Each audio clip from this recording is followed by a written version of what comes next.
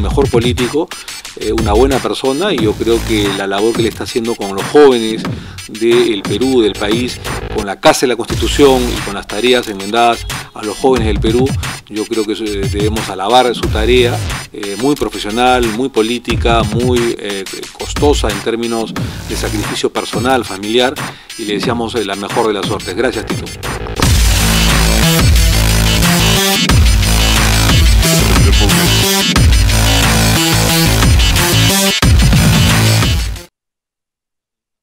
Christian Armand, mucho más para tu elegancia. El estilo que tu imagen necesita. Trajes perfectos, únicos momentos.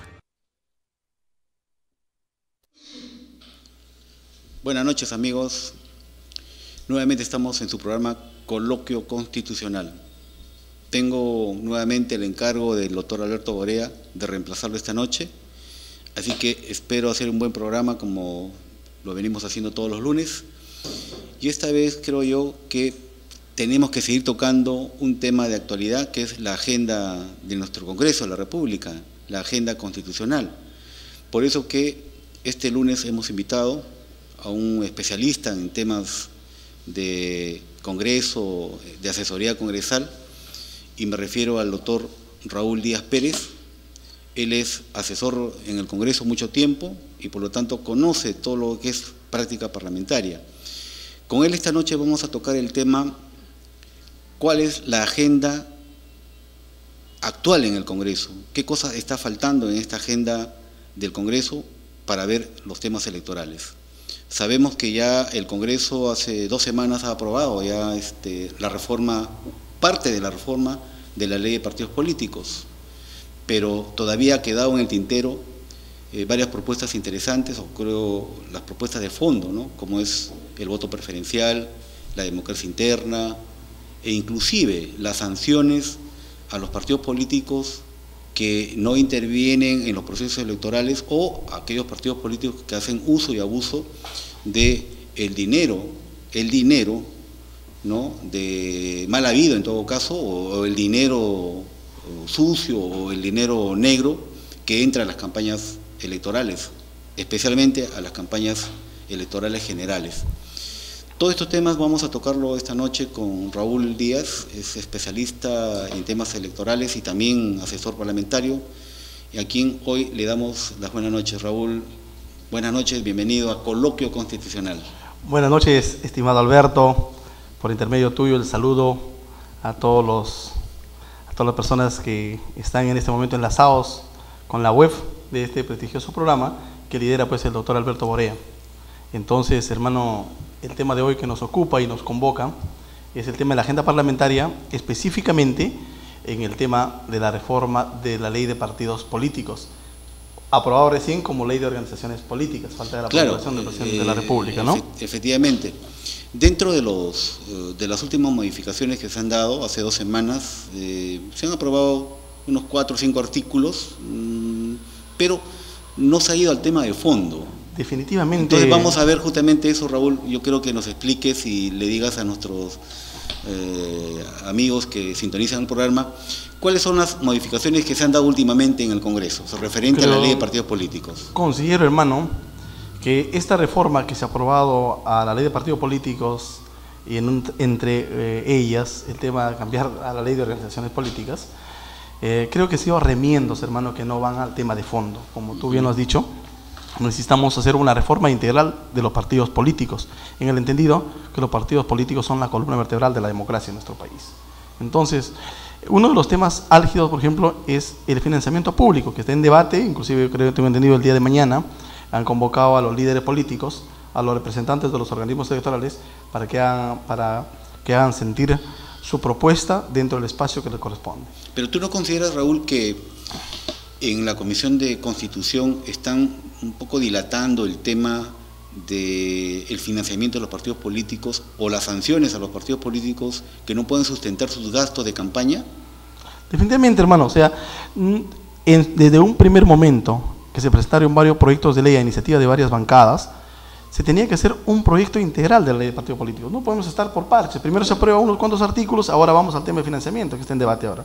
Entonces, lo que se ha aprobado, por ejemplo, es el reacomodo de ciertos partidos que en este proceso electoral del 2016 no van a tener de repente la preferencia ciudadana. ¿Cuál es lo que han aprobado? Que dilatar, que dice, se cancela un partido político que no pasa la valla electoral del 5% o no obtiene el número de congresistas que corresponde. Ahora proponen que sea se cancela también a los partidos que no se presenten en 2 procesos electorales de elecciones generales. Pero ¿eso qué significa? Que partidos que no tienen la opción de pasar la valla en este proceso del 2016 tengan la oportunidad de presentarse en el 2021. Entonces estamos, hermano, simplemente legislando con un propósito personal y con un cálculo político, que eso no espera la ciudadanía. Claro. Lo que espera la ciudadanía es cimentar los partidos políticos sobre la base de una democracia interna, con supervisión de los organismos electorales, con transparencia en los gastos, como corresponde. Porque tenemos ahorita, hermano, candidatos que dicen plata como cancha. Tenemos candidatos, hermano, que despilfarran el dinero y no sabemos el origen que hemos tenido. Pero además, mira, Raúl, si se ha probado que los partidos políticos tienen la opción de no participar en 2 procesos generales, estamos hablando de 10 años de inactividad. O sea, los partidos políticos en el Perú, con esta ley aprobada, se van a dar el lujo de no participar 10 años en política. Así es, pero la función de un partido político, de acuerdo a la ley, porque la ley señala que es obligación de los partidos hacer vida. Participar activamente en la vida política de nuestro país, no solamente en el tema de elecciones, en cualquier proceso eleccionario, regional, local, y preocuparse y trasladar las demandas de la ciudadanía ante los entes que correspondan. Eso es un partido político. No necesitamos partidos políticos de vientre de alquiler, partidos políticos electoreros, donde solamente llevan caudillos al poder. Eso no necesitamos. Necesitamos líderes que formen cuadros a lo largo y ancho del Perú. Acuérdate que tenemos actualmente 21 partidos inscritos, ¿correcto? Efectivamente. 21 partidos. Esto significa, Raúl, que vamos a tener, si participan todos, ¿no?, 21 candidatos presidenciales. Efectivamente. Es de locos, ¿no? Es de locos. Sí, de locos. Efectivamente, una fragmentación total. O sea, todo el mundo quiere ser presidente de la República, es natural, no sé, la Constitución lo dice, pero debemos preocuparnos primero de formar los cuadros políticos. Y eso te asegura, pues, llevar una vida partidaria activa. Claro. Eso significa tener locales partidarios a nivel nacional, bases partidarias activas. Y eso tiene que ganarse dentro de un todo, de un sistema. No podemos agarrar por remiendos la ley. O sea, tenemos que ver que hay democracia interna, claro que sí. Pero eso enlaza a lo que haya una supervisión de parte de los organismos electorales. Pero eso no queda ahí. Tiene que haber un financiamiento público. Claro. Un financiamiento público no significa solamente en dinero, sino simplemente que el Estado promueva activamente a través de una franja electoral, a través de fondos para hacer escuela partidaria. Si tienes partidos meramente locales, tienes que ver ahí que se formen, pues, una buena escuela de gestión municipal, por ejemplo. Mira, por ejemplo, yo estaba en la idea y apoyaba esa propuesta de elevar la valla electoral en cuanto a las alianzas, por ejemplo, ¿no? Un partido, para que sobreviviera, tenía que, actualmente en la ley de partidos políticos, que sobrepasar el 5% de votación general, ¿correcto? Sí. Pero si ven alianza, la ley o el dictamen que se estaba discutiendo señalaba que por alianza era 2.5 más de la valla. Y si eran 2 alianzas, llegaban al 10%. Pero, aunque parece mentira, se dieron cuenta de que la valla era muy alta y la bajaron a 1%. Entonces yo creo que si la valla se hubiera mantenido en alianzas 2.5, yo creo que de 21 partidos, prácticamente a la mitad hubiéramos tenido, pues, partidos vivos, ¿no? El objetivo, cuando se da la ley de partidos políticos, en el cual el promotor fue Henry Pissen, en el año 2003, tú eres, claro, hermano, un hombre que ha participado siempre en el Parlamento, te recordarás, el objetivo era dar una ley de partidos políticos e ir progresivamente, con el tema de la valla, progresivamente achicar el número de partidos políticos. Claro. ¿Para qué? Para no estar fragmentados, pues, hermano, y tener mínimo, llegar al Perú, mínimo unos 4 o 5 partidos verdaderamente que hagan vida partidaria. Partido, como claro, tal. Entonces, pero ahora le están sacando la vuelta a la ley.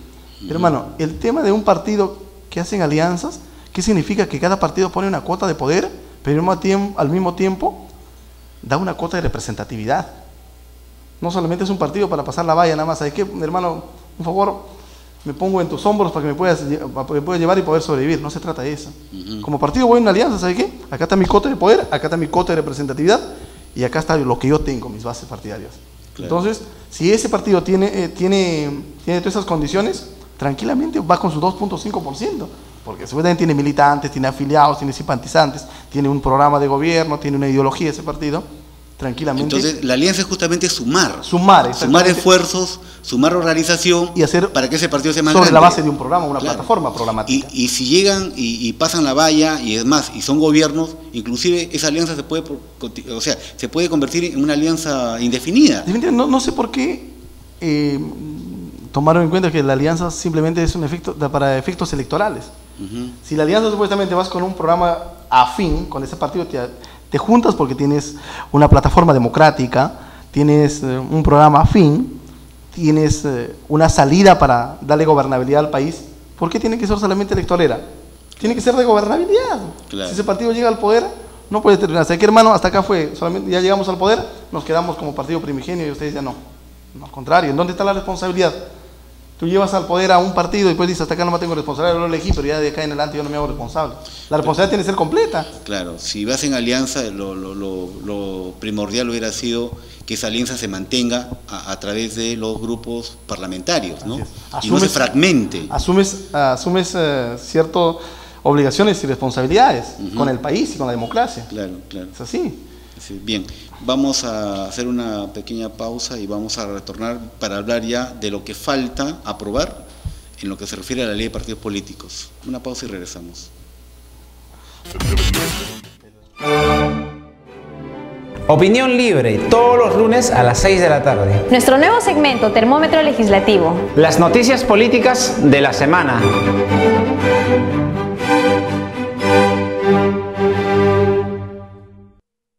Buenas tardes, soy Ángela Canto Buendía, representante de Pacto por el Perú. Felicitar por los temas de interés nacional que están tocando, especialmente para poder juntar, unir a la juventud en esta influencia grande que es la política. Muchas gracias y un saludo grande de la Casa de la Constitución.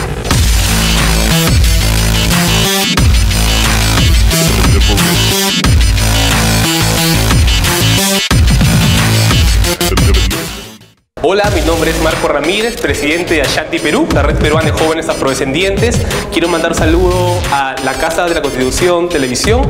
Creo que es un espacio muy interesante que está generando la reflexión de la democracia a partir de los jóvenes en el Perú. Un saludo y que sigan los éxitos.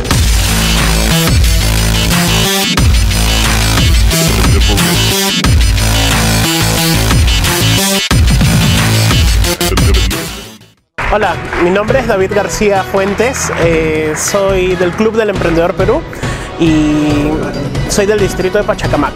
Muchos éxitos, Casa de la Constitución.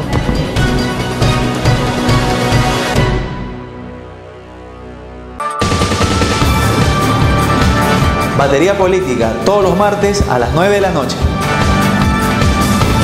Análisis del acontecer político. Christian Armand. Mucho más para tu elegancia. El estilo que tu imagen necesita. Trajes perfectos. Únicos momentos.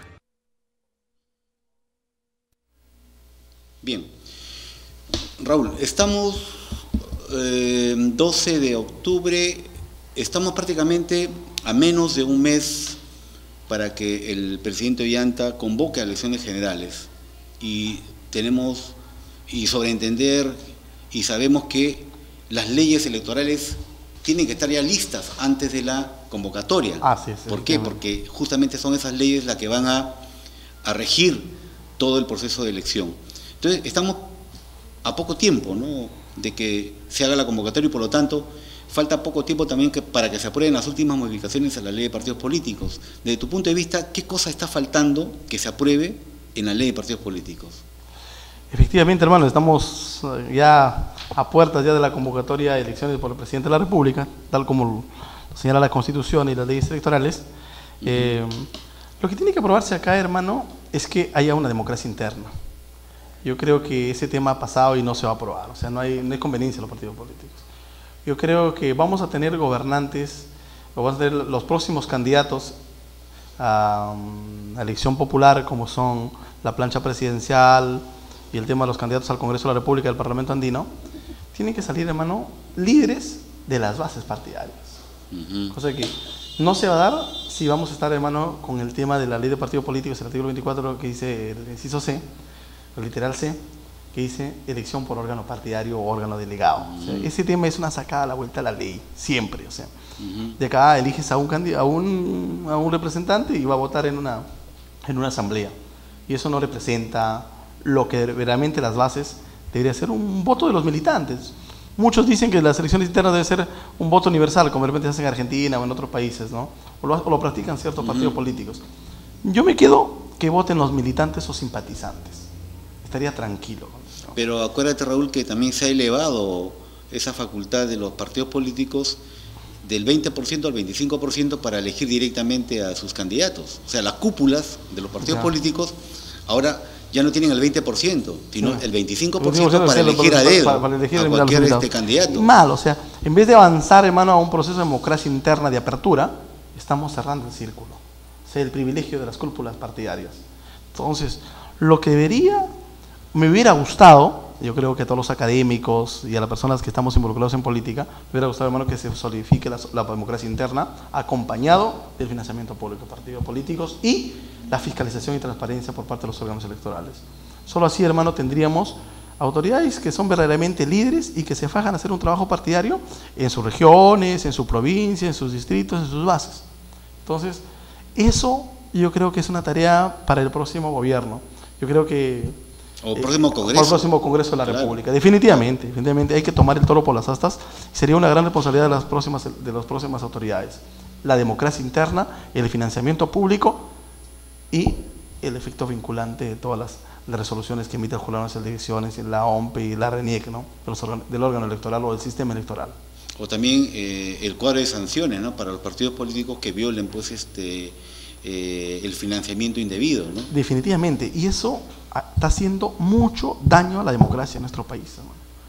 El interés por la política, de hacer pedagogía, de hacer docencia, de involucrarse en las bases, de hacer llegar un programa de gobierno, una plataforma, de virar un país a dónde va, a dónde queremos llegar bajo una plataforma programática, se está perdiendo, hermano. El candidato viene con plata, 3 meses de campaña y de plata como cancha, como dicen algunos candidatos, socava todo ello, hermano. Entonces, hemos generado una cultura del clientelismo bajo prebendas. Y eso hace daño, socava la democracia, hermano. Entonces, yo creo y estoy convencido que los partidos políticos tienen que cimentarse en el Perú.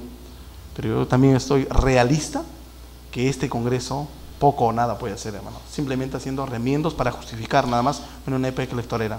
Yo creo que por eso es que el nuevo cambio de Congreso en cuanto a sus elementos va a ser muy importante porque, por ejemplo, hay congresistas que tienen 20, 25 años de congresistas, o sea, tienen reelección indefinida. Entonces, había un dicho que dice claramente, si tú tienes un Congreso malo y lo quieres renovar, lo tienes que renovar con nueva gente. Porque si estás reeligiendo a esa misma gente que está 20, 25 años y el Congreso sigue teniendo la desaprobación que tiene, entonces eso significa pues que esos elementos son también malos y negativos. Entonces aquí se debe fomentar, creo yo, una no reelección como castigo para que entre gente nueva, gente con experiencia, pero que no tienen oportunidades justamente en los partidos políticos. Hermano, es que la experiencia, tiene que haber una renovación política. No te da solamente siendo congresista. La experiencia te da, hermano, nosotros como funcionarios, de trabajadores del Congreso, asesores del Congreso, académicos, que conocen el Congreso. Pero que no tienen oportunidad de participar. Que no tienen una oportunidad. Está cerrado. La experiencia dice, no, que el congresista tiene experiencia. No, mentira, o sea, el cargo de congresista de la República es un cargo de confianza que te da el pueblo. Claro. Y te da por un tiempo determinado. Entonces, si cumples un periodo o su periodo, debes dar la oportunidad a otras generaciones que, si tú quieres involucrarte en tema político como buen congresista, hay otros espacios de la democracia en nuestro país que puedes cumplir como tal. Claro. ¿Por qué tiene que ser congresista 25 o 30 años? Entonces hay que ver qué resultados le han dado al país. Claro, ¿qué leyes importantes le han dado al país? Mucho se habla, Raúl, de la renovación, dice, de la política, de la renovación de los cuadros en los partidos políticos. Pero nos acercamos a un proceso electoral de renovación del Congreso, ¿y quiénes son los primeros candidatos a ser elegidos? Las mismas caras. Las mismas caras, la misma gente, los mismos personajes que están 20, 25 años en el Congreso. No puede ser posible. Hermano, efectivamente. Entonces, ¿cuándo va a surgir la nueva camada ornada de elementos jóvenes que son capacitados para estar en el Congreso, pero cuándo van a tener esa oportunidad justamente de llegar al Congreso? ¿Cuándo? Mira, yo tengo la oportunidad yo estoy involucrado en la actividad política, aparte de la actividad académica, recorro varios lugares de la periferia de Lima y hago un llamado a la conciencia de la gente.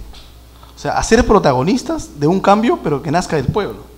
Hay que hacer una cruzada, hermano, de ellos. O sea, la gente, tú le preguntas, todos están contentos, pero también hay que decirle una cuota de responsabilidad a la población y decirles que hay que ser protagonistas y no mostrar un desinterés al momento de las elecciones. Hay que interesarse por los candidatos, quiénes son. Si estamos renegando que son más de lo mismo y no han hecho nada, entonces en el proceso electoral hay que decir quién eres tú, dónde vives, qué haces y qué le has dado al país y qué propones.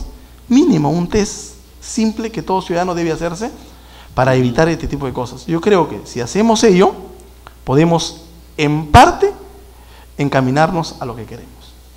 Bien, estamos, como te dije al comienzo, a pocos días de la convocatoria de elecciones.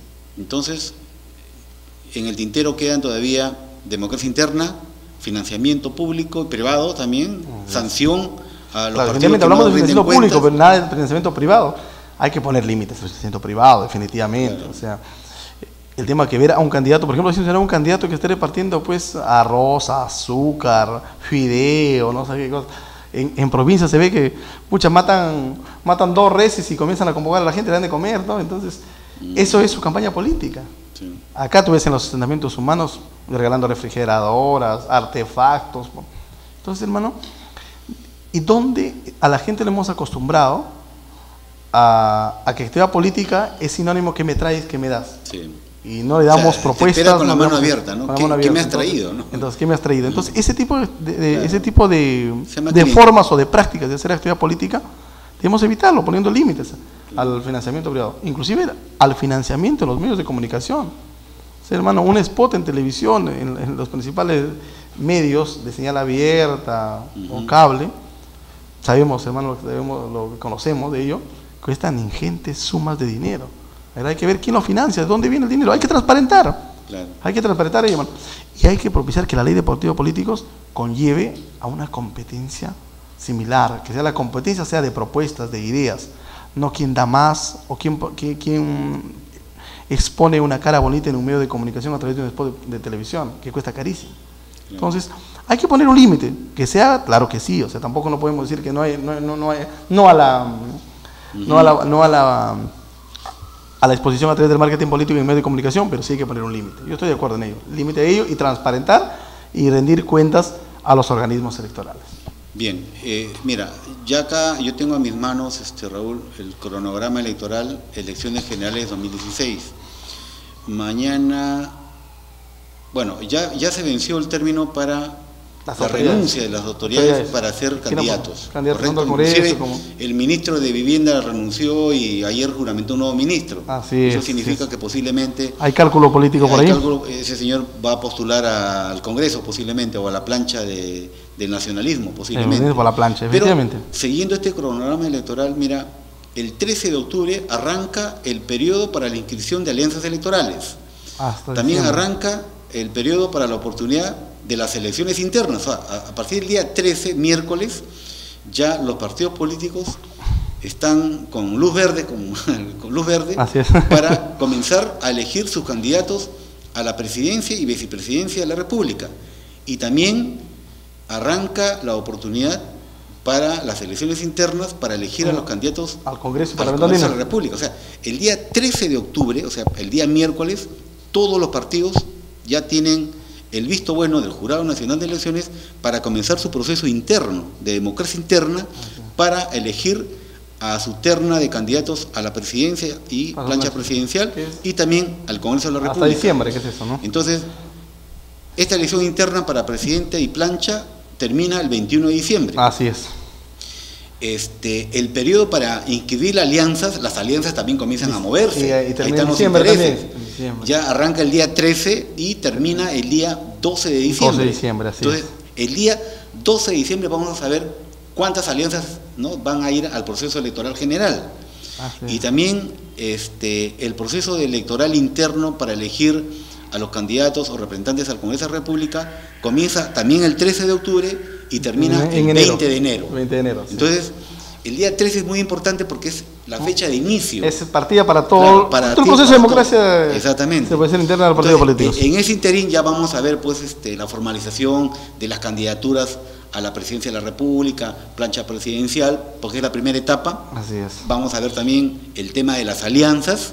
Claro. Y ya en tercer lugar, ya para más o menos noviembre, estaremos viendo ya pues diciembre, estaremos viendo ya la lista de candidatos al Congreso. Bueno, ojo, y acá es importante, o sea, hay que ver, los partidos políticos no deben esperar una ley para llamar a los organismos electorales y transparentar su proceso de democracia interna. Mínimo, así como está a través de órgano delegado, asamblea, mínimo tiene que contar con la presencia del Jurado Nacional de Elecciones y la OMP. Mínimo. Y la RENIEC para que vea la verificación de sus militantes y inscritos, ¿no? Para que vean el tema de su padrón electoral. Entonces, hermano, yo hago un llamado a los partidos políticos para que inviten al Jurado Nacional de Elecciones, a los organismos electorales, para que sean veedores como mínimo de lo que pasa en estos procesos electorales. Mira, te invito a una pregunta de nuestros amigos que nos ven a la Casa de la Constitución, a Luis Gutiérrez Tubías, de ICA. Nos dice, ¿qué opinión tiene acerca de la bicameralidad? ¿Cree que sea aprobada antes de que termine este periodo legislativo? No, es imposible. A ver, ¿qué opina? Imposible, hermano. Yo soy un convencido que la bicameralidad debe existir. O sea, toda mi carrera profesional lo he hecho en el Parlamento, y estoy convencido que debe haber dos cámaras.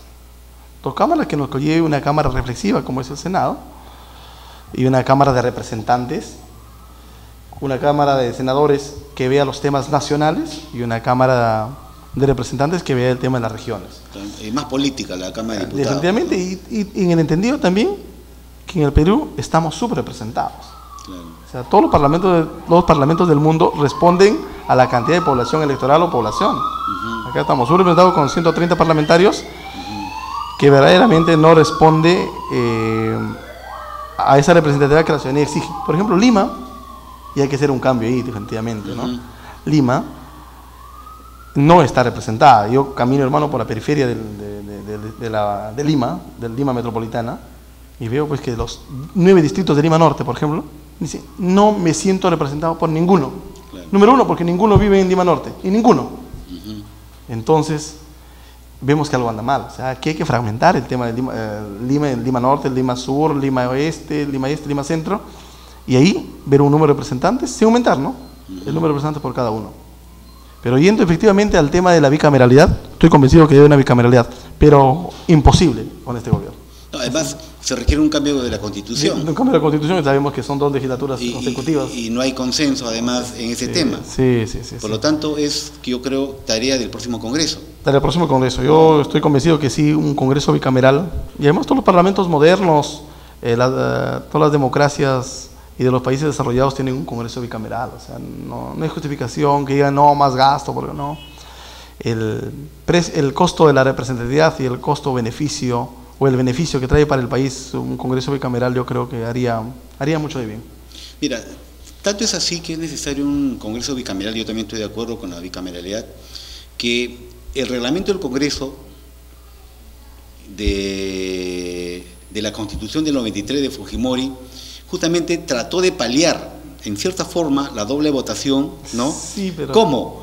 A través de un artículo en el reglamento del Congreso en la cual hablaba de doble votación. O sea, una ley se aprobaba en primera votación, pero para que sea aprobada y pase al Ejecutivo para su promulgación, se requería una segunda votación en 8 días. O sea, de esa forma trataban de sacarle la vuelta o calmar para que la ciudadanía comience a darse cuenta de la ciudadanía y sea una semana de reflexión. Sí, exactamente, una semana de reflexión para que la ley sea mejor, ¿no? Mejor discutida y tenga mejores argumentos para que sea aprobada. Pero eso es un saludo a la bandera. ¿Cómo hemos visto, hermano? Nosotros hemos dado cuenta ahí que en el hemiciclo, claro, los presidentes de comisión ni saben de lo que significa ese artículo, y tú lo has analizado de la mejor manera, ¿no? Dice, por favor, señor presidente, solicito dispensa de trámite, segunda votación. Y se acabó segunda votación. Y hermano, y hay proyectos de ley, tú has visto, hermano, que lo presentan como hoy día y en una hora sale aprobada por el Congreso de la República, y al día siguiente lo aprueba el presidente de la República. Bueno, o sea, sin pasar los trámites que corresponden. Además, ese tipo de cosas, hermano, que necesitamos leyes importantes para eso, y que debe tener una reflexión y que recojan pues el sentir de la ciudadanía, hermano. Que recojan el sentir de la ciudadanía. O sea, por ejemplo, la ciudadanía exige leyes importantes en seguridad ciudadana. Claro. Tanto leyes proactivas, leyes que combatan la seguridad ciudadana, pero también están leyes que conlleven a la prevención. Y no lo hay, hermano. Claro. Simplemente elevar las penas. Ya creo que el Código Penal, hermano, ya tiene un montón de remiendos, un montón de artículos. Yo tengo mi Código Penal, hermano, y tengo que cambiarlo al día siguiente. Es el código más parchado que tenemos. Más parchado que tenemos. Así que, en conclusión, contestando la pregunta del amigo de Ica, queremos una bicameralidad. Mucha gente quiere bicameralidad, pero no se va a poder llegar a un Congreso bicameral en esta legislatura, ni en este Congreso, porque no hay consenso. Los partidos políticos no quieren, la verdad no hay consenso, y son muy pocos los que quieren en el actual Congreso un Congreso bicameral. Constitucionalmente tampoco eso, se podría. Claro, eso es una reforma constitucional que ya definitivamente se tiene que ver en el próximo Parlamento. Bien, vamos a hacer una pequeña pausa y retornamos nuevamente.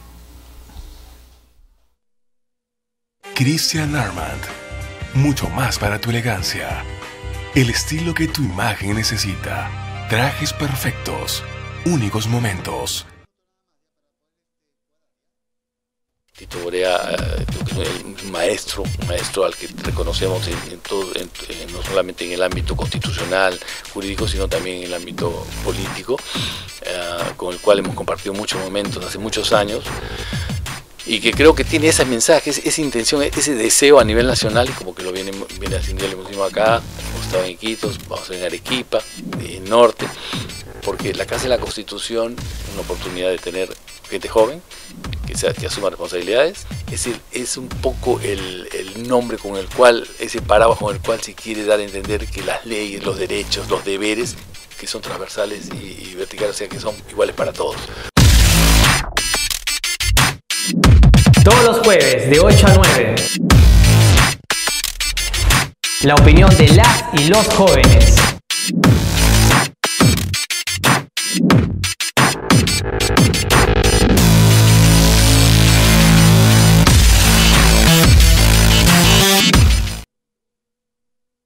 Christian Armand, mucho más para tu elegancia.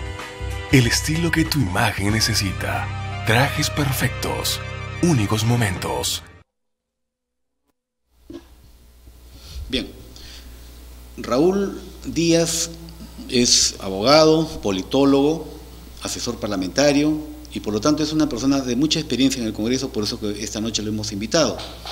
Y dentro de yo creo no solamente de la agenda del Congreso, creo yo, Raúl, que ahora que se vienen las elecciones generales, los grandes temas de un plan de gobierno van a ser, primer tema, seguridad ciudadana; segundo tema, el tema económico; tercer tema, el tema de descentralización; y el cuarto tema, creo yo, que es importante también, el tema anticorrupción. Anticorrupción, que será un tema son más o menos, planifico yo, que deben ser las agendas o los temas que deben contener todas las agendas de los partidos políticos.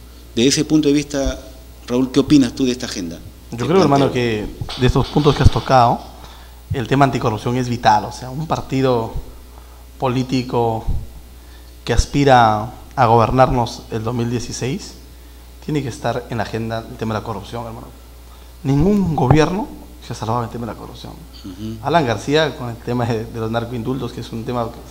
Es un tema vital y ha salido en todos los medios de comunicación y sigue los reportajes, ¿no? Mira, el tema de Toledo se ha visto también, el tema de que no justifica. Sí, pero perdóname, Raúl, el tema de los narcoindultos es un tema fatal para mí, de mi punto de vista, hermano, que daña y merma la democracia. Porque no solamente se ha liberado a más de 5.000 presos sentenciados, sí, por el delito de narcotráfico, también se ha liberado a más de 1.200 personas o delincuentes dedicados al crimen organizado, bandas completas de crimen organizado, o sea, asaltantes de banco, sicarios, extorsionadores, 1.200 personas dedicadas a ese tipo de delitos. Y comprobado, no, son sentenciados, y por lo tanto, pues, netamente comprobados. Entonces, mira, son 5.000 personas que están en la calle gracias a estos narcoindultos, que prácticamente la inseguridad ciudadana se ha incrementado con esto. Es una responsabilidad política. Corrupción y el tema de la seguridad ciudadana. Entonces, es una responsabilidad más grave que el señor García debe tener responsabilidad política ahorita. Claro. Él mismo ha dicho que ha revisado hoja por hoja, expediente por expediente el tema. Puede ser. O sea, no, definitivamente, no sé qué espera este Congreso de la República, que va a pasar a la subcomisión de acusaciones constitucionales y no dicen nada automáticamente. Entonces, hermano, el tema de la corrupción, hermano, debe ser la plataforma y con muestras claras que no debe pasar, hermano, por cualquier candidato a la presidencia de la República o por cualquier partido político, y que tiene que tenerlo en su plan de gobierno. Entonces, yo, por ejemplo, propongo la muerte civil. Hermano, los condenados y procesados por delitos cometidos contra la administración pública no deben tener un espacio más en la actividad política. Definitivamente, hermano. Que van a, como abogados nosotros vemos que el derecho al trabajo, el tema, miles de cosas, la resocialización, el tema una vez cumplido su pena, regresan nuevamente y se involucran como tal. Hermano, que se resocialicen y que se involucren con el derecho al trabajo, hermano, en el sector privado, que hagan lo que quieran. Claro. Pero en la actividad política no tienen un espacio más. Hay que dar muestras claras. Acá se trata de decisión política. Si no hay muestras claras de parte de nuestra clase política de no dar un espacio más a los corruptos, entonces van a hacer lo que le da la gana, pues, definitivamente. Eso es la columna vertebral, la muerte civil a las personas que han cometido delitos comprobados contra la administración pública en cualquiera de sus modalidades.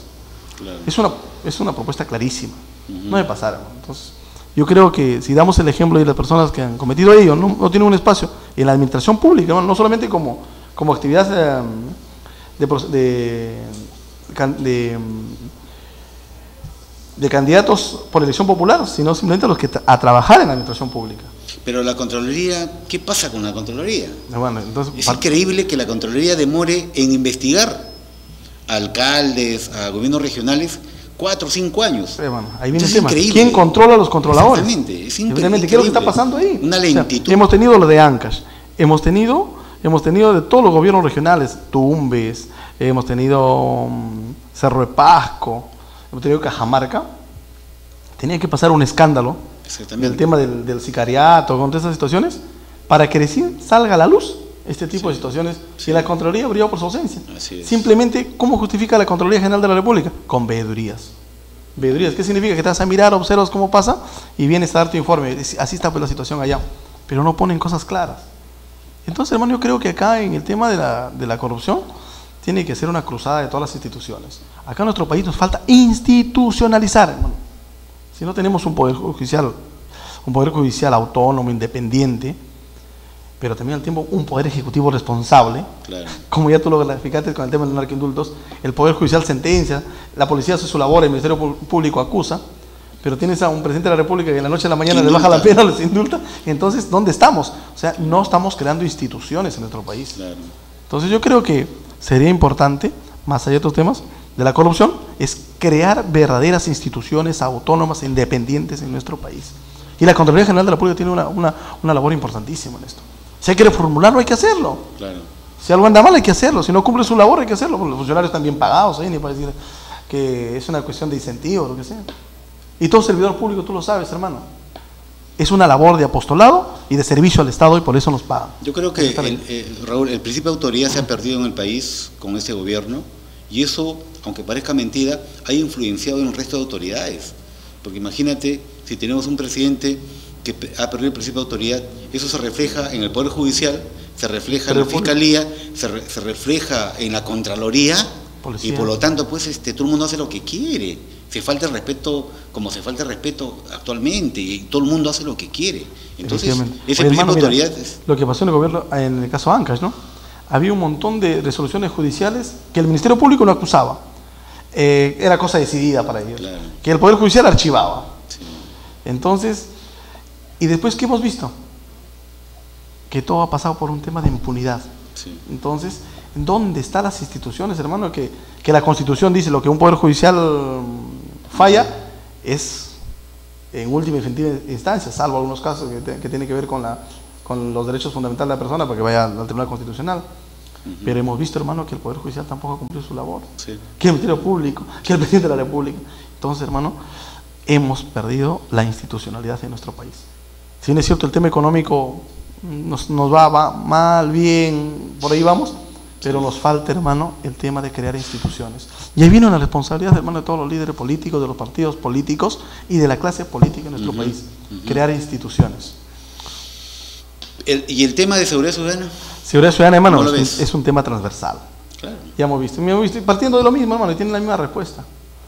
Y otro tema, que nosotros caminamos, trajinamos, a veces por la periferia de Lima, nos exigen las rondas urbanas, lo que se llama ahorita las juntas vecinales de seguridad ciudadana, pero que están a cargo de los alcaldes. Pero los alcaldes, hermanos, vemos que no invierten un sol en seguridad ciudadana. Los alcaldes no reúnen a su comité, a su consejo de seguridad ciudadana local. Los alcaldes no incentivan a sus juntas vecinales. Bueno, yo lo que propongo, y de acuerdo a lo que he conversado con los vecinos, los ciudadanos, se debe crear las rondas urbanas de seguridad ciudadana, pero que dependan directamente del Ministerio del Interior, con una sola política pública de Estado, y ello ordene a los alcaldes bajo sanción que se reúna mínimo una vez a la semana a las juntas vecinales y den el presupuesto que corresponde. Pero no puedes mantener a los vecinos, hermano. Ellos saben dónde está el mapa del delito. Él sabe quién es el choro, quién es el delincuente, quién es el que vende droga, microcomercializa droga. Pero eso entonces también... hay que darle seguridad a los vecinos. Darle un código y decir que denuncien. Mira, estás protegido tu familia. Tienes este incentivo. Pero también ahí hay que luchar, Raúl, contra la corrupción policial. Ese es otro tema. Definitivamente. Los policías saben el mapa del delito. Exactamente. ¿Saben? Exactamente. Definitivamente. Entonces ahí hay que cambiar. La policía tiene que entrar a la calle, hermano. No podemos tener coroneles, generales con escritorios dorados, hermano. Definitivamente. El coronel está preparado, tiene que salir. Entonces, yo creo que tanta gente que entra los asimilados, por ejemplo, que son civiles, que entran a prestar los servicios, ellos deben estar en las comisarías. Claro. Y los policías formados en armas deben salir a la calle. Los policías que están preparados para ello. Sí. Yo creo que tiene que haber una rotación de todas las comisarías, porque hay policías también como congresistas que están 5, 10, 15 años en una comisaría, entonces eso también un poco sospechoso. Hay que estarse y a generar todo un sistema. Tiene que haber también rotación policial, porque definitivamente la corrupción policial es un tema paralelo a la lucha contra la corrupción a nivel de la entidad pública, y también es un eslabón, hermano, que no se salva. Importantísimo luchar contra la corrupción policial, porque eso va a servir justamente para luchar contra el tema de la seguridad ciudadana, porque hay muchos policías que encubren a los delincuentes, muchos policías que saben, como tú dices, dónde está el lugar donde se vende drogas, donde se esconden los delincuentes más avesados, pero los encubren. ¿Dónde está, hermano, dónde están los centros de reducción de carros? Exactamente. ¿Saben? Pero no actúan porque hay soborno, ¿no? Sí, definitivamente. Entonces, la lucha frontal contra la corrupción tiene que ser, pues, un punto prioritario en cualquier agenda. En la agenda de cualquier partido político, de cualquier candidato presidencial. ¿Y qué opinas de esa campaña de Chapa tu Choro, que ha llegado al extremo? Pues la gente ha llegado al extremo, ¿no? De buscar este tipo de campañas, porque ya no tiene a quién recurrir. Yo creo que personajes, hermano, a veces ¿no? irresponsables, hermanos, que aprovechándose, hermano, del sentir de la población y del clamor de la población, hermano, y del abandono del Estado, sí, comienzan, pues, hermano, a dar propuestas electoreras, a propuestas irresponsables, sí. Porque yo creo que si tenemos un Estado fuerte, un gobierno con las cosas claras, no vamos a llegar a esto. Yo creo que con inteligencia policial, con medidas claras, tranquilamente en un periodo corto reduciríamos en unos 60-50% la inseguridad ciudadana en el país. Yo estoy convencido de ello. Estoy convencido de que un delito no se combate con otro delito. Definitivamente. Acá tiene que haber una política criminal eficiente, decidida, y un liderazgo, ¿no? En el tema de la seguridad ciudadana. Yo creo que también es un tema prioritario en cualquier agenda de un partido político, ¿no? Programa político, el programa electoral, tiene que estar ahí el tema de seguridad ciudadana como punto número 1. Definitivamente, hermano. Yo creo que estos espacios como el que ustedes están brindando, hermano, ayuda muchísimo a concientizar a la población, a esgrimir algunos argumentos, algunas propuestas que en algo van a servir, hermano, porque estamos preocupados por el problema del país. Definitivamente, estoy convencido que si abrimos espacios acá en todos los espacios de Lima y del país, yo creo que vamos a llegar al profundo a la profundidad de las mentes de las personas, definitivamente. Claro, bueno, ojalá que nos escuchen pues los líderes, los caudillos, los actuales ya candidatos en campaña, ¿no? Y que sus planes de gobierno incluyan estos 4 puntos que hemos tocado, que son prioritarios, ¿no? Definitivamente, tú tocaste un tema, hermano, que es la descentralización. Sí, es importante, también, o sea, en abandono. O sea, no puedes, yo creo que este proceso de crear regiones sobre la base de los departamentos es un esquema de repente equivocado, pero ya está, o sea, hay que respetar la ley, somos respetuosos del ordenamiento jurídico, pero hay que perfeccionarlo. Claro. Hay que perfeccionarlo. O sea, por ejemplo, hay una ley de incentivos para las regiones. Claro. O sea, gobierno regional que no se muestra como tal, entonces hay que ir transfiriendo responsabilidades, capacidades y funciones de manera progresiva. Pero el Estado tampoco no puede estar con los brazos cruzados. Hay que dotarle, hay que capacitar a nuestra gente. Entonces, hay que capacitar a nuestros funcionarios en las regiones. Yo creo, mira Raúl, yo creo que esos cambios muy importantes en el tema de descentralización se tienen que dar con un cambio de gobierno. Sí, definitivamente. Al comienzo. Definitivamente. Porque el pueblo te da un espaldarazo para que tú gobiernes 5 años. Sí. Entonces, en ese momento tú tienes que propiciar esos cambios que son casi radicales. Se dio, por ejemplo, cuando se cambió el nombre de presidentes regionales a consejeros, a gobernadores regionales. Sí. ¿Por qué se dio?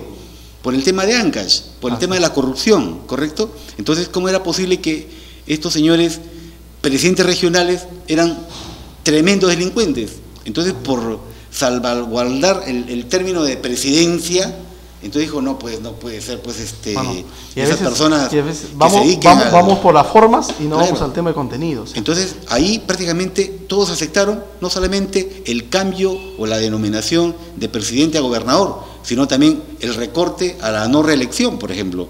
No dijeron nada, después han reaccionado. Dijeron, oye, ¿qué hemos hecho? No después quisiera hacer una interpretación auténtica. Entonces yo creo que, pero el proceso lo ameritaba, ¿por qué? Porque se había dado el caso de Ancash, y todos los gobiernos regionales, y todos los gobiernos regionales que iban cayendo con corrupción, Cajamarca, y los presidentes regionales iban cayendo por actos de corrupción. Entonces, era el momento oportuno.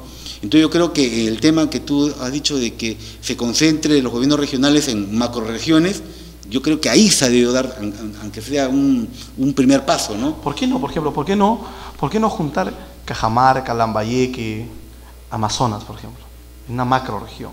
Lo que antes la región oriental del Marañón, ¿no? Claro, exactamente. ¿Por qué no juntarse? Porque ahí tiene parte de la sierra, Ceje Selva, la costa.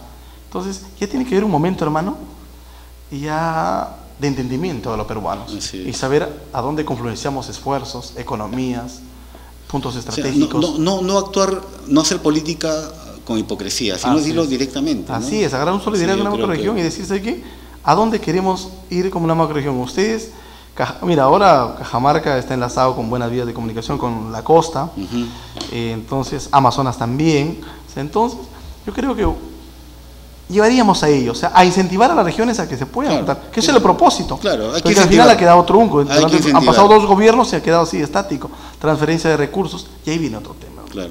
Entonces, en la transferencia de recursos para diversos proyectos a nivel regional, viene una tela de corrupción tremenda. Claro. O sea, viene el tema de los porcentajes, viene el tema de que te transfiero recursos, pero ¿cómo es? Claro. Hoy ya te arreglo con qué constructora o qué empresa te va a realizar la obra, si no transfiero recursos. Es increíble. Entonces, hermano, esa forma de hacer gestión se debe identificar a esa gente que trafica y pasan de gobierno en gobierno. Claro. Pasan de gobierno en gobierno, o sea, ellos se creen ahí, se creen los técnicos que supuestamente son los irreemplazables. ¿Pero por qué? Son los técnicos que están ahí, que ya saben cómo se manejan las cosas. Claro. Bien, vamos a hacer la última pausa, Raulito, y vamos a retornar ya a hablar sobre los candidatos presidenciales. Regresamos. Christian Armand, mucho más para tu elegancia. El estilo que tu imagen necesita. Trajes perfectos, únicos momentos. Tito Borea, lo saludamos, sabemos que es un gran profesional, un mejor político, una buena persona, y yo creo que la labor que le está haciendo con los jóvenes del Perú, del país, con la Casa de la Constitución y con las tareas enmendadas a los jóvenes del Perú, yo creo que debemos alabar su tarea, muy profesional, muy política, muy costosa en términos de sacrificio personal, familiar, y le deseamos la mejor de las suertes. Gracias, Tito.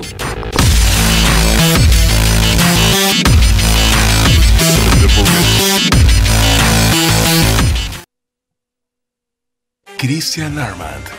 Mucho más para tu elegancia. El estilo que tu imagen necesita. Trajes perfectos. Únicos momentos. Bien, Raúl. Estamos ya con el cronograma electoral que hemos leído.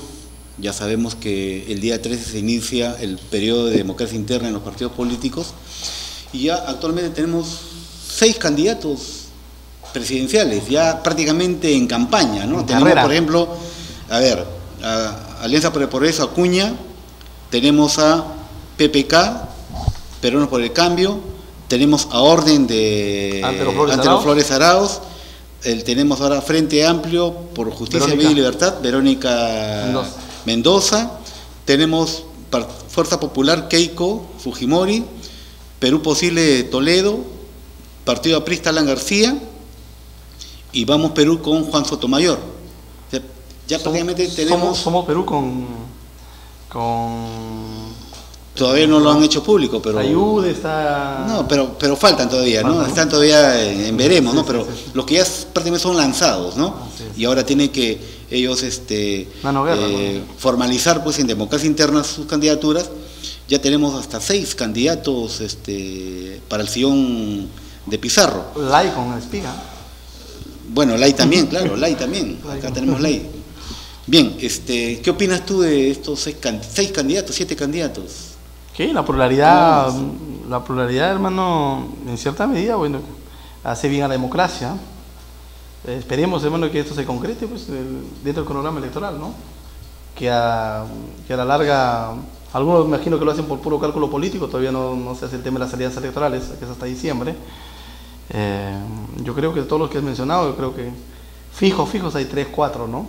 Claro, los que van primero, ¿no? En las encuestas. ¿no? El resto proponen sus precandidaturas para decir cuánto me muestro, qué es lo que llevo, qué es lo que tengo, cuál es mi cuota que tengo, ¿no? Entonces, en función a ello... O qué porcentaje tengo hasta ese para momento. ello funciona poner mi candidatura al Congreso de la República, ¿no? Claro. O si no, invítame a formar parte de tu plancha porque yo soy mi derecho tantas Son cálculos citas, políticos, ¿no? Cálculos políticos. Es un tema de decir, mira, hasta dónde puedo dar yo y hasta dónde puedo imponer yo mis condiciones, para involucrarme en la plancha o para la repartija de los cargos. La repartija de los cargos, ¿no?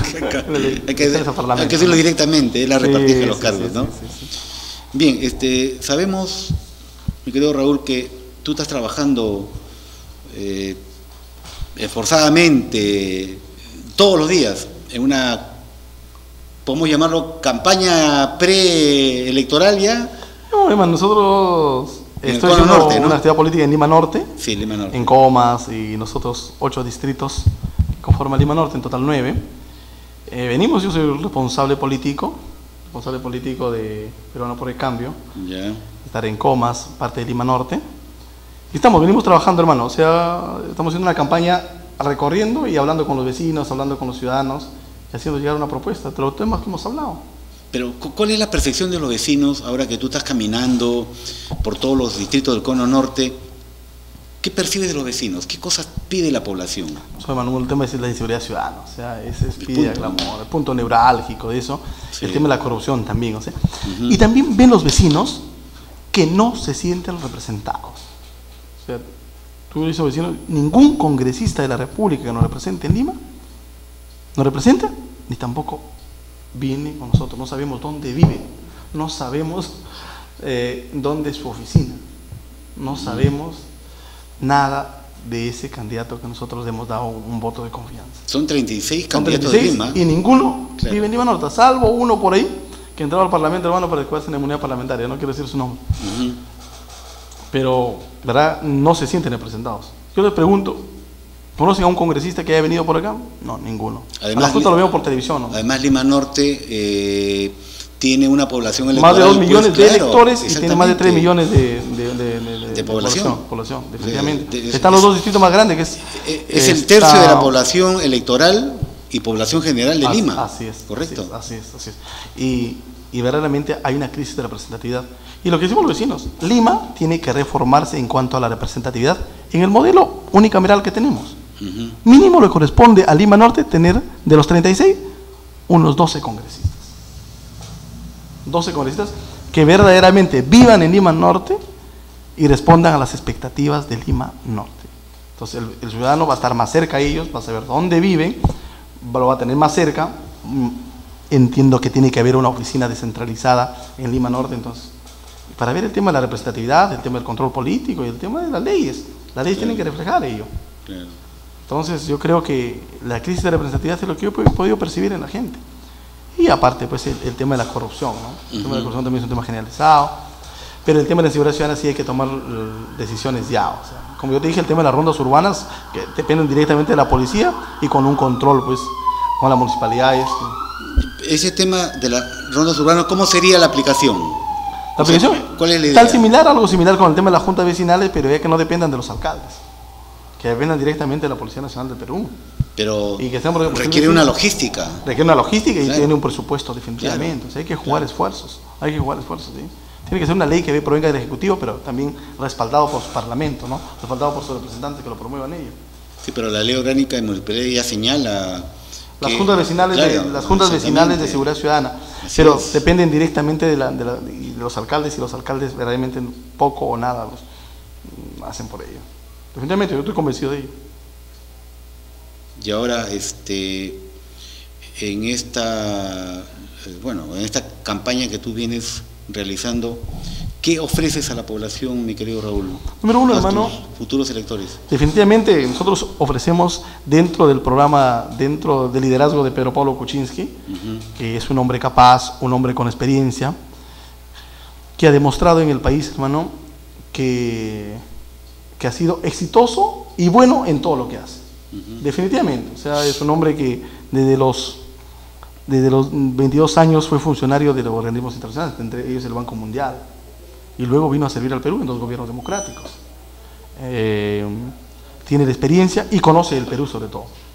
Conoce el Perú porque es un hombre que gran parte de su vida ha vivido en Iquitos, junto con su padre, que era un médico, y con su madre, que era una profesora, que ha vivido en Puno también, y ha vivido en el Cusco. O sea, ha vivido en las 3 regiones del Perú. Y conoce el Perú de muchacho y como funcionario público. Entonces, bajo esta logística, nosotros, Pedro Pablo Kuczynski tiene un equipo de personas dentro de algo, por ejemplo, Gilbert Violeta, que es el jefe nacional de campaña, es un joven de 40 años, que está liderando este partido político, junto con Pedro Pablo. Y nosotros, porque ¿Qué otras figuras nuevas o conocidas están trabajando en este proyecto? Estamos con Jorge Villacorta y estamos con un montón de líderes, con un espacio de líderes a nivel regional, hermano. Líderes regionales, líderes vecinales, ¿y de Lima? Líderes locales, que estamos trabajando con ellos. A nivel de Lima Norte, tengo la responsabilidad de ser un humilde servidor y trabajar a la causa de Pedro Pablo Kuczynski. Y proponemos a la población representarlos como tal. Yo siempre viviré en Lima Norte, no me voy a mover de ahí porque yo quiero estar cerca al ciudadano. Y simplemente mi currículo lo voy a colgar y va a ser parte de lo que se va a colgar al Jurado Nacional de Elecciones y pasaré los filtros de la democracia interna. Yo no oculto ninguna sentencia, no oculto ningún tipo de situaciones que hemos visto ahora en los parlamentarios estatales. Claro. Y estoy capacitado con la experiencia, soy un profesional con 2 carreras profesionales y tengo la experiencia de trabajar en el Congreso de la República para poder representarlos como tal.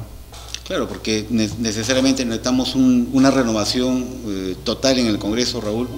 Yo realmente te felicito por esa decisión de participar activamente en la política nacional y tener aspiraciones llegar al Congreso. Yo creo que con tu experiencia parlamentaria vas a ser un gran elemento en el Congreso, justamente llevando esas propuestas legislativas que son necesarias y que no se quieren tocar, como el tema de la bicameralidad, como el tema pues de la lucha contra la corrupción, como el tema de una ley de partidos políticos necesaria para ya los procesos electorales. Y otro tema, hermano, que los congresistas tienen que hacer una verdadera acción de la labor constitucional o la función constitucional que otorga de fiscalización y control político. Claro. Ningún congresista, hermano, al estar alejado de la población, ejerce una labor de fiscalización como tal. O sea, esos alcaldes que no ejecutan nada en estos distritos de Lima Norte tienen que moverse a trabajar, y si no, estar ahí, hermano. Igual con los funcionarios a nivel de todos los ministerios, todo el aparato estatal, tienen que estar al servicio de la población que verdaderamente lo necesita. Porque, y eso se hace con un buen representante, claro, haciendo su labor de control y fiscalización. El Congreso tiene que ser un gran fiscalizador, y para ser un gran fiscalizador, creo, Raúl, ese fiscalizador tiene que conocer el procedimiento parlamentario. conocer las causas en las cuales el congresista tiene competencia, porque el congresista no construye puentes, no construye pistas. Pero sí puede decir al alcalde dónde ha destinado esos recursos públicos. Pero sí representa y sí fiscaliza. Así es. Y el tema de la fiscalización es un punto cojo, creo yo, de este Congreso, y esperamos que en el Congreso futuro esto cambie, porque yo creo y te aconsejo que lleves la campaña de no reelección. Yo creo que eso es importante. Si queremos renovar la política en el país y queremos renovar este Congreso, yo creo que si tú llevas esa bandera de la no reelección de los congresistas actuales, yo creo que por ahí tendrías un buen camino por recorrer, ¿no? Porque mucha gente no quiere reelección. Porque ¿cómo es posible que un congresista tenga 20, 30 años y se jubile en el Congreso? Por Dios. Definitivamente, hermano. Y con el mismo rollo y con la misma inoperancia de siempre. Exactamente. Así que no reelección, inclusive se va a incorporar, hermano. Definitivamente. Sí. Tenemos que ser consecuentes con la ciudadanía, que no te da la oportunidad para un periodo, basta. Claro, y seguir, hermano, en tus labores que uno siempre lo que sabe hacer como profesional. Claro, y después, si quieres servir al país, y si eres bueno, retornar, en un siguiente, claro, después de un periodo, o descansas, involucrarte en otras actividades, hermano, que el pueblo te puede encomendar, siendo alcalde, siendo regidor, siendo que sea, si te gusta involucrarte en el tema. Exactamente, sí, se puede hacer muchas cosas. Bien, Raúl, se nos ganó el tiempo. Ha sido muy importante conversar contigo. Te felicito por esta propuesta electoral futura. Te vamos a invitar ya cuando estemos en campaña, posiblemente a mi programa también. Y con nosotros, mis queridos amigos, ha sido todo esta noche. Espero que les haya gustado el programa y ya nos estaremos viendo la próxima semana. Muchas gracias.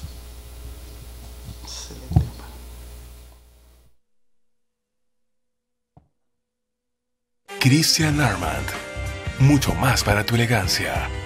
El estilo que tu imagen necesita. Trajes perfectos, únicos momentos.